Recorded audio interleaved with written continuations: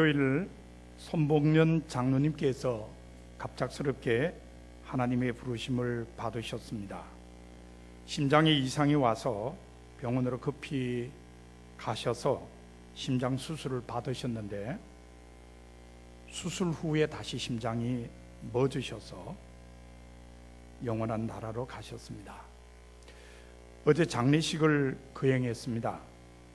교회에서 장례 예식을 행한 후에 유족과 성도들이 함께 양재동에 있는 서울 추모공원으로 이동을 했습니다. 뜻밖에도 그곳은 예쁜 단풍이 물들어 있었습니다. 갑자기 머릿속에 10월의 어느 멋진 가을날이구나 하는 생각이 들었습니다. 그러면서 손봉년 장로님을 너무 잘 아시는 하나님께서 이 10월의 어느 멋진 가을날에 장로님을 영원한 나라로 부르셨구나, 그런 생각이 들었습니다. 왜냐하면 장로님께서는 하나님의 교회 예배하러 오실 때마다 늘 자신을 아름답게 단장을 하셨기 때문입니다. 늘 아름다움을 추구하시고 아름다운 모습을 좋아하시던 그 장로님을 위해서 10월의 멋진 가을날에 장로님을 부르셨구나 하는 생각을 가졌습니다. 요즘 정말 우리는 산을 보면서 가을이 깊어가고 있다는 것을 느낍니다.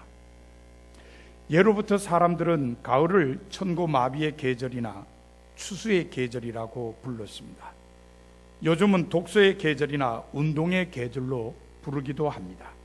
사색의 계절이라고 말하는 사람도 있습니다. 모두 다 가을의 특징을 잘 나타내는 말들입니다. 올해에는 미세먼지가 거의 없는 가을을 계절의 여왕이라고 해야 한다는 사람도 나타났습니다. 봄철인 3, 4, 5월에 미세먼지로 인해 많은 어려움을 겪었기 때문입니다.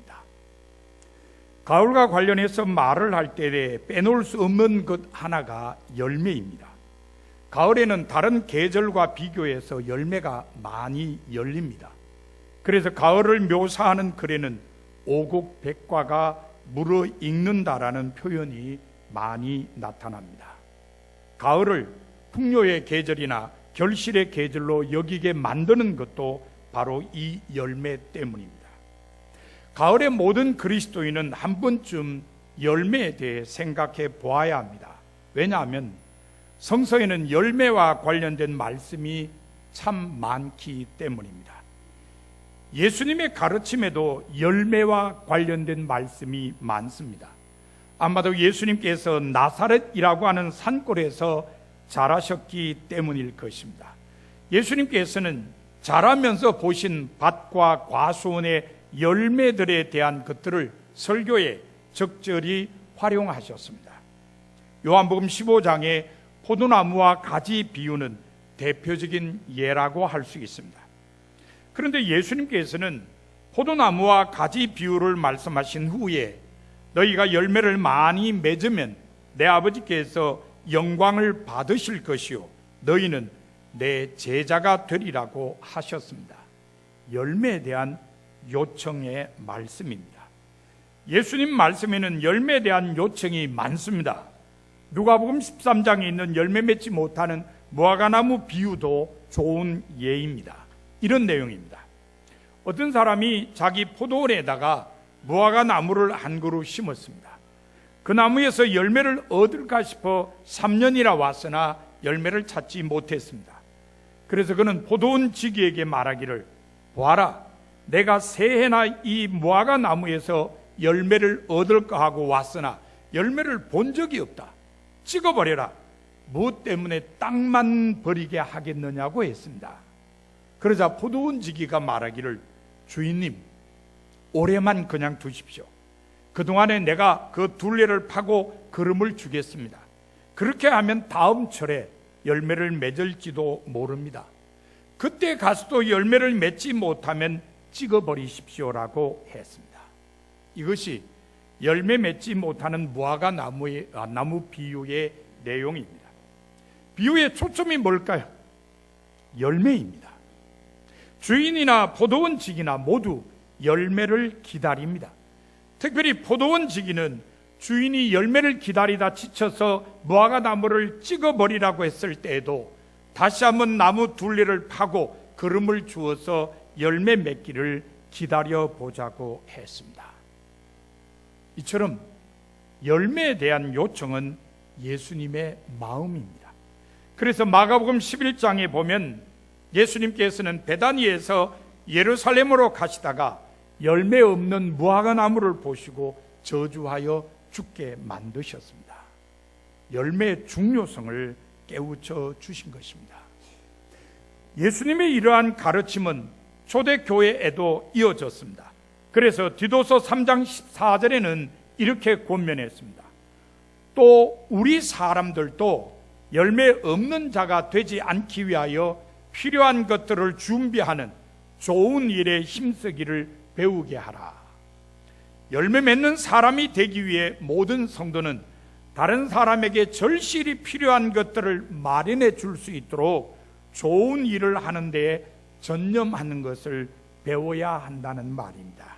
초점은 열매 맺는 사람이 되는 삶을 배워야 한다는 것입니다. 초대교회에서는 이처럼 열매 맺는 삶을 중요하게 여겼습니다.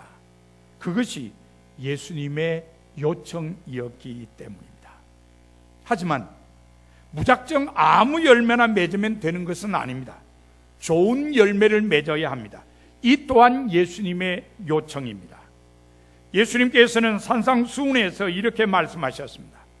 좋은 나무마다 아름다운 열매를 맺고 못된 나무가 나쁜 열매를 맺나니 좋은 나무가 나쁜 열매를 맺을 수 없고 못된 나무가 아름다운 열매를 맺을 수 없느니라. 아름다운 열매를 맺지 아니하는 나무마다 찍혀 불에 던지느니라. 이러므로 그들의 열매로 그들을 알리라. 아름다운 열매를 맺는 좋은 나무가 되라는 말씀입니다. 초대교회는 이런 예수님의 가르침도 잘 이어받았습니다. 그래서 신약 성서에는 좋은 열매를 소개하는 말들이 많습니다. 특별히 사도 바울은 성도들이 맺어야 할 아름다운 열매들을 다양하게 소개했습니다. 그 가운데 하나가 오늘 본문에 나오는 빛의 열매입니다. 본문 8절에 보면 바울은 에베소 교인들에게 권면하기를 너희가 전에는 어둠이더니 이제는 주 안에서 빛이라 빛의 자녀들처럼 행하라고 했습니다. 어둠에서 벗어나 주님 안에서 빛이 된 사람들은 빛의 자녀답게 살아야 한다는 말입니다. 그러면 어떻게 살아야 빛의 자녀답게 사는 것일까요? 빛의 열매를 맺으며 사는 것입니다. 본문 9절에서 바울은 빛의 열매를 셋으로 설명했습니다. 첫 번째가 착함입니다. 착함이라고 번역된 히라보는 아가소스네입니다. 이 단어는 이웃에 대해서 선하고 또 선을 행하는 것을 의미합니다. 흔히 말하는 선한 이웃의 행위를 생각나게 하는 단어입니다. 누가복음 10장에는 선한 사마리아 사람 비유가 있습니다. 교회 다니는 사람들뿐만 아니라 교회 밖의 사람들도 잘 아는 이야기입니다. 예수님께서 이 비유를 말씀하시게 된 동기는 한 율법 교사의 질문 때문이었습니다.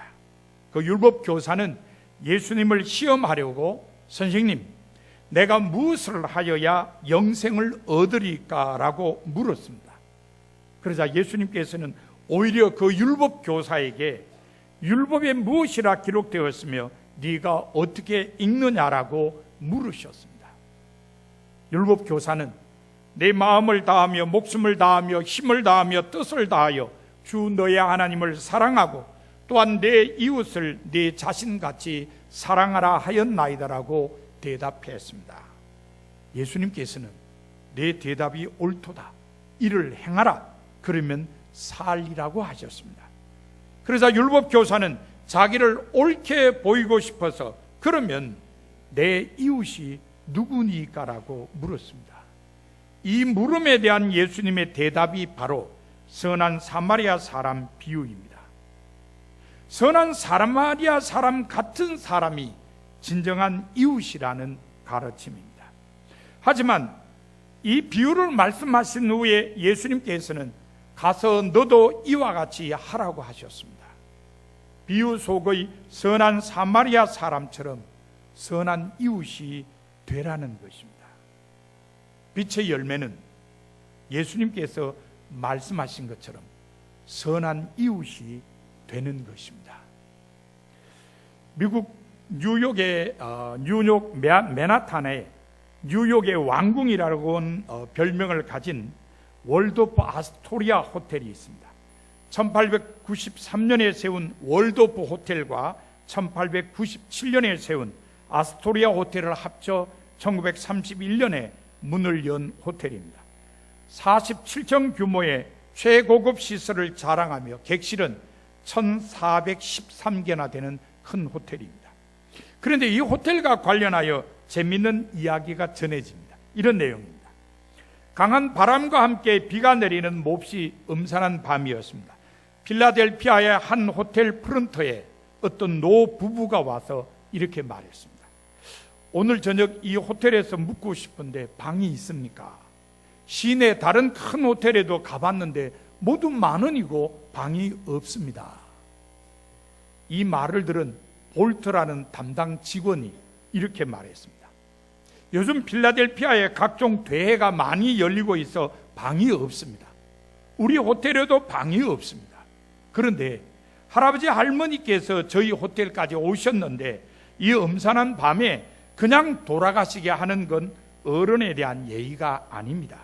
제 개인 방에서라도 묵고 가십시오. 이렇게 말하고 노 부부를 안내한 곳은 직원용 방이었습니다. 노 부부는 볼터의 간청으로 그 직원용 방에서 하룻밤을 묵었습니다. 이튿날 할아버지가 볼터에게 이렇게 말했습니다. 잘 잤어요. 정말 고마워요. 자네는 우리나라에서 제일 좋은 호텔 지배인감이야. 내가 자네를 위해서 언젠가 호텔을 하나 지어주겠네. 볼트는 이 말을 농담으로 듣고 웃었습니다. 그리고 다 잊어버렸습니다. 그런데 2년 후에 볼트는 그 할아버지로부터 편지 한 통을 받았습니다. 뉴욕에 꼭 와달라는 내용이었습니다. 왕복 항공권도 들어있었습니다. 볼트는 시간을 내어 뉴욕에 갔습니다. 마중 나온 그 할아버지는 볼트를 자기 차에 태우고 뉴욕의 5번 애버뉴 34번가 모퉁이로 갔습니다. 할아버지는 새로 지은 아주 아름답고 웅장한 건물을 가리키며 볼트에게 이렇게 말했습니다. 이 건물은 자네가 운영하도록 내가 지은 건물이네. 볼트는 이번에도 농담으로 여기고 그저 웃기만 했습니다. 그러자 할아버지가 이 사람아 농담이 아니야 진심이야 라고 했습니다. 볼트는 궁금해서 할아버지에게 물었습니다. 이 건물을 짓고 저에게 책임지라고 하시는 할아버지는 도대체 누구십니까? 그때 할아버지는 웃으며 말하기를 내 이름은 윌리엄 월도프 에스트라고 하네 라고 했습니다. 미국 사람들은 이 대목에서 대단히 놀라는데 우리는 놀라지 않습니다. 볼트는 깜짝 놀랐습니다. 왜냐하면 세계적으로 돈이 많은 억만장자에 들어가는 한 사람의 이름이었기 때문입니다. 월도프 아스토리아 호텔은 이렇게 시작되었습니다. 한 청년의 작은 사랑이 빚은 위대한 결과인 것입니다. 우리도 볼트처럼 선한 이웃이 되어야 합니다. 그것이 착함이라고 하는 빛의 열매를 맺는 길입니다. 바울이 설명한 두 번째 빛의 열매는 의로움입니다. 의로움이라고 번역된 히라보는 디카이오수네입니다. 이 단어는 올바른 행위를 의미합니다. 정의를 실천하는 사람을 생각나게 하는 단어입니다. 미가 6장 8절에 의하면 하나님께서 인간에게 구하시는 것이 세 가지가 있는데 그 중에 첫 번째 것이 정의를 실천하는 일입니다. 그래서 시편 15편에 보면은 주님의 장막에 유하며 주님의 성산에 거할 사람은 우선 정직하게 행하며 공의를 일삼는 사람, 곧 정의를 실천하는 사람이라고 했습니다. 빛의 열매는 바로 이렇게 정의를 실천하는 삶입니다. 사무엘하 4장에 보면은 이스라엘의 첫 번째 임금인 사울이 죽은 후에 마하나임에서 사울 추종자들을 모아서 왕노릇하던 사울의 아들 이스보셋이 잠을 자다가 살해된 이야기가 있습니다.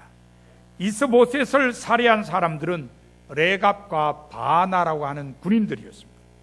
레갑과 바하나는 이스보셋을 죽인 후에 그의 머리를 가지고 헤브론에 있는 다윗 왕에게로 갔습니다. 상을 기대하면서 말입니다. 하지만 다윗 왕은 레갑과 바하나를 죽이도록 명령했습니다. 레갑과 바하나가 잠자던 이스보셋을 죽인 것을 악인이 의인을 그의 집 침상에서 죽인 것으로 간주했기 때문입니다. 그렇게 함으로써 다윗은 그 땅에 정의를 세우고자 했습니다. 결국 다윗이 정의를 세워나갔기 때문에 다윗은 훌륭한 왕이 될 수 있었습니다. 이런 이야기를 하면은 흔히 정의는 권력을 쥔 사람이 이룰 수 있다고 생각합니다. 하지만 그렇지 않습니다. 개인적인 삶에서도 정의는 실현되어야 합니다. 감리교 신학대학교의 총장을 역임하신 김덕중 박사님이 재미있는 이야기 하나를 들려주셨습니다. 이런 이야기입니다. 어느 마을에 빵을 만들어 파는 가게가 있었습니다. 빵가게 주인은 믿음이 좋아서 늘 기도하면서 빵을 만들었습니다. 하지만 그 집에서 만든 빵은 다른 마을의 빵집에서 만드는 빵보다 크기가 작았습니다. 마을 사람들은 늘 그게 불만이었습니다.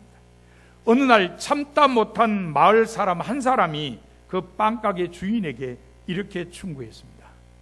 당신은 당신이 만드는 빵이 잘 팔리기를 위해 기도할 것이 아니라 당신이 만드는 빵이 더 크게 되기를 위해 기도해야 할 것입니다. 뭔 소리죠? 빵 좀 크게 만들라는 거예요. 다른 마을의 빵집처럼 빵 좀 크게 만들어라고. 그렇습니다. 정의는 세계적이거나 국가적인 차원에서만 논할 것이 아닙니다. 개인적인 차원에서도 논해야 합니다. 그러므로 우리 모두 개인적인 삶에서부터 정의를 실천해야 합니다. 그것이 의로움이라고 하는 빛의 열매를 맺는 길입니다. 바울이 설명한 세 번째 빛의 열매는 진실함입니다. 진실함이라고 번역된 히라보는 아레세이아입니다. 이 단어는 사람들이 행해야 할 도덕적인 행위를 의미합니다. 특별히 거짓의 반대적인 의미를 담고 있습니다. 정직한 사람을 생각나게 하는 단어인 것입니다. 잠언에는 믿는 사람의 생활 윤리로 정직을 무척 강조하고 있습니다. 11장 3절에서는 정직한 자의 성실은 자기를 인도하거니와 사악한 자의 패역은 자기를 망하게 하느니라고 했습니다. 11장 6절에서는 정직한 자의 공의는 자기를 건지리언니와 사악한 자는 자기의 악에 잡히리라고 했습니다. 15장 19절에서는 정직한 자의 길은 대론이라고 했습니다. 정직한 사람이 하나님의 돌보심과 인도하심을 받는다는 가르침입니다. 그러므로 하나님을 믿는 사람들은 정직하게 살아야 합니다. 미국 사람들이 가장 좋아하는 인물인 링컨 대통령은 소년 시절을 아주 가난하게 지냈습니다. 그래서 상점의 점원으로 일할 때가 많았습니다. 링컨이 20살 무렵 어느 상점에서 점원으로 일할 때에 하루는 그날 판 물건의 값을 모두 계산해 보니까 3센트가 남았습니다. 링컨은 곰곰이 생각해 보았습니다. 그랬더니 어떤 물건을 사고 $8 3센트를 지불하고 간 부인이 생각났습니다. 그 부인에게 3센트를 더 받은 것이었습니다. 링컨은 상점 문을 닫은 후에 수소문에서 그 부인의 집을 알아냈습니다. 그리고 그 집으로 찾아가서 사과한 후에 3센트를 돌려주었습니다. 3센트는 큰 돈이 아닙니다. 아무도 그 3센트가 잘못되었다는 걸 모릅니다. 하지만 링컨은 그 3센트를 돌려주었습니다. 이런 정직한 삶을 살았기 때문에 링컨은 모든 사람의 존경을 받는 인물이 될 수 있었습니다. 우리도 링컨처럼 정직하게 살아야 합니다. 그것이 진실함이라고 하는 빛의 열매를 맺는 길입니다. 이처럼 바울은 우리가 맺어야 할 빛의 열매로 착함과 의로움과 진실함을 소개했습니다. 우리에게 선한 이웃으로 살고 정의를 실천하며 정직하게 살아야 한다고 가르쳐 준 것입니다. 사랑하는 성도 여러분, 이 가을에 여러분은 어떤 열매를 맺어 하나님께 영광을 돌리시겠습니까? 오늘 하나님께서는 여러분에게 빛의 열매를 맺으라고 말씀하십니다. 착함과 의로움과 진실함의 열매를 맺으라는 말씀입니다. 선한 이웃으로 살고 정의를 실현하며 정직하게 살아야 한다는 것입니다. 여러분 모두 빛의 열매를 맺어 하나님께 영광 돌리는 성도가 다 되시기를 바랍니다. 이제 말씀을 마음에 새기고 결단하는 침묵 기도를 2, 3분간 드리도록 하겠습니다.